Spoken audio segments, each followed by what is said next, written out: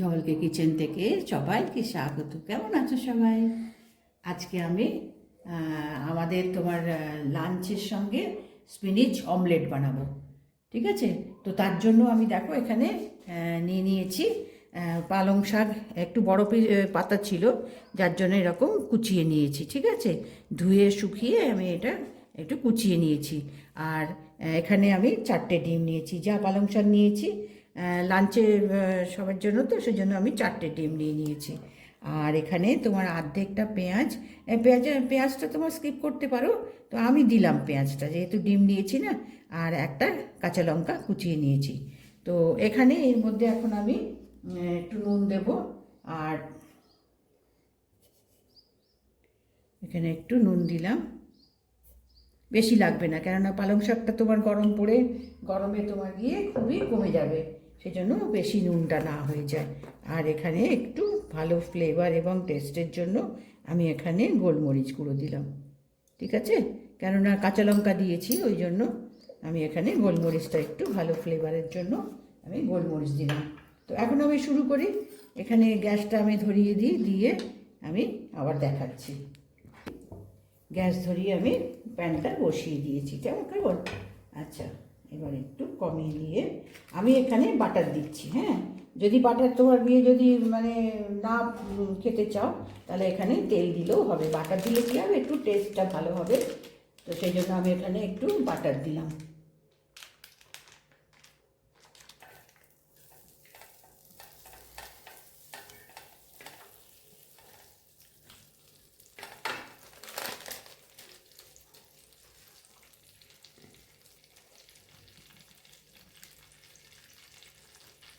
বাটারটা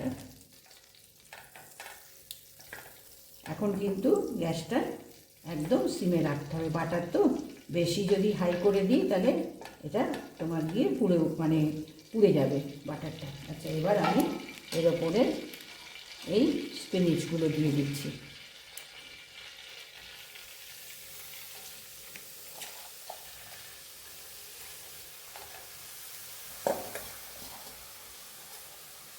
এটা কিন্তু তোমার ডিমের সঙ্গে বানালে পরে লাঞ্চে তোমার গিয়ে যে কোনো একটা তরকারি বা ডাল বা যে কোনো দিয়ে এই অমলেটটা করে নিলে পরে তোমার পুরো লাঞ্চের ব্যবস্থাটা হয়ে যায়।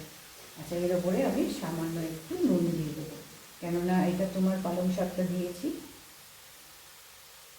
সামান্য, কেননা আমি ডিমেও তো দিয়েছি, এই জন্য এখানে বেশি দেবো না। আর গরমে যেই আরেকটু গরম হবে, তখন এটা তোমার আরও কমে যাবে। এবার এখানে আমি এই পেঁয়াজটা আর কাঁচা লঙ্কাটা এর মধ্যে আমি দিয়ে দিলাম।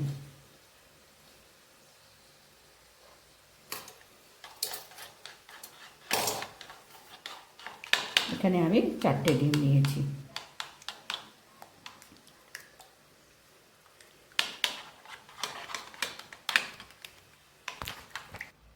এবার আমি ডিমটাকে ফেটিয়ে নিয়েছি। ঠিক আছে? এবার এর উপরে এই ডিমটাকে পুরো পোর করে দেবো।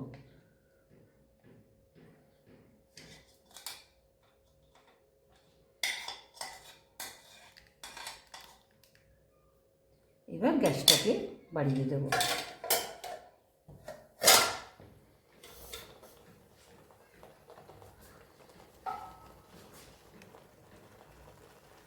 এবার এটা একটু শক্ত হয়ে নিই। এবার আমি উল্টে নিয়েছি। হ্যাঁ, উল্টাবার সময় একটু সাবধানে উল্টাতে হবে, কেননা এটা একটু হেভি হয়েছে, খুব ডেলিকেট। হ্যাঁ হ্যাঁ, একটু ওপাশটা আবার বেশি তোমার গিয়ে গরম করলে পরে তাহলে স্পিনিচগুলো তাহলে পুড়ে যেতে পারবে, পুড়ে যেতে থাকবে, যার জন্য ওটাও একটু খেয়াল রাখতে হবে। এবার দুটো পাশই ভালো করে হয়ে গেছে। এবার এটা আমি ডিশে তুলে নেব। ডিশে তুলে এখন আমি ডিশে তুলে নিয়েছি। কেমন দেখো, একদম পালং শাক দিয়ে, এটাও হেলদি। আচ্ছা, এটা তোমার গিয়ে মাঝখান থেকে কেটে নিই। নিয়ে তোমার আজকে লাঞ্চে তোমার গিয়ে স্পিনিচ এগ অমলেট। এটা একটু ফোল্ড হয়ে গেল তুলতে গিয়ে, ঠিক আছে, কোনো অসুবিধা নেই। তো এখানে দেখো আমি কি চটজলদি হয়ে যায়, মানে আর এটা কিন্তু তোমার গিয়ে ঠান্ডা হলে ভালো লাগবে না।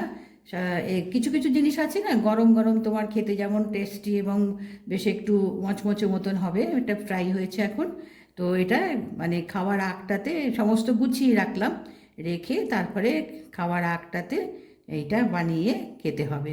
তো আজকে আমার ঘরের জন্য আমি লাঞ্চে আমি এই অমলেটটা বানালাম, একদম মানে হেভি অমলেট। দেখো ডিম আছে, স্পিনিচ আছে, তো এটা বানালাম, দেখালাম। দেখো এটা কিন্তু বেশি সময় লাগে না, একটু কুচিয়ে নিয়েছি, কিচ্ছু না, এখানে তো সামান্য একটু স্পিনিচটা কুচিয়ে নিয়েছি।